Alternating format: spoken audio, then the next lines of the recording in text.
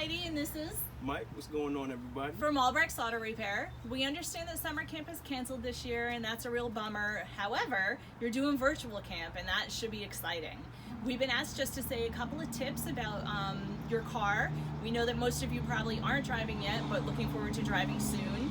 So Mike is going to show you one of the most important things on your vehicle, which is... Checking the oil level. All right, let's check it, Mike. Yeah. So right here we have a engine, basic engine for you. What you're gonna look for is this yellow dipstick.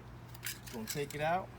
First thing you want to do is wipe it down. It's always gonna have a little oil over top of it. So just clean it off a little bit first. And you're gonna dip it right back into the hole. And you're gonna check the level. Now on this one, if you can see, it's a little low, about a quart low. Where you want it to go is very to the top of the crosshairs, maybe right underneath to that second hole there, that second dot there. So we're gonna add one more quart of oil just to make sure it's good. All right, we're gonna put it back. And what you're gonna look for is the cap. The cap's usually gonna have a picture of an oil can on it with the type of oil, 5W20, 5W30. This particular vehicle is gonna be 5W20. Gonna remove the cap, set it somewhere where you won't drop it. Oh yeah. I got a quart of oil right here, ready to go. We're gonna add that in there, nice and careful. Try your best not to make a mess. All right. And just keep in mind that every vehicle is different, so the dipstick might not be yellow, might not be in the same spot, the oil cap might not be in the same spot, but it should be easy to find. Oh yeah. All right, we're gonna close that up.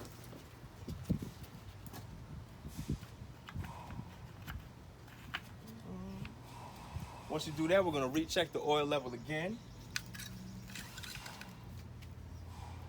Same thing, once you pull it out, just wipe it off, wipe it clean again so you make sure you get a good read, good proper read. Dip it. Now if you can see that, we're all the way up to the very top of the crosshairs, almost to that second line. So now we know the engine's full of oil and you're ready to go. So I think we're just going to do one more check. We're going to show you how to check your tire pressure, because you always want to make sure your tires are inflated properly. And most of the newer vehicles have tire pressure sensors, which will put a warning light on if your tire pressure is off. Even if it's too high or too low, the sensor will go off. Mike, you want to show us how to check a tire pressure? Oh yeah. So this is going to be the gauge we're going to use today. Usually there's an air line hooked up to it, but we're outside, so we're not going to do that for today. We're going to check out the right front tire. What you're going to look for is the valve cap stem. Remove the cap. All right. Turn this on here. What you're gonna do is just hook it up right on up to the valve. This tire is reading 35.3 psi. That's perfect. So that tire is good to go.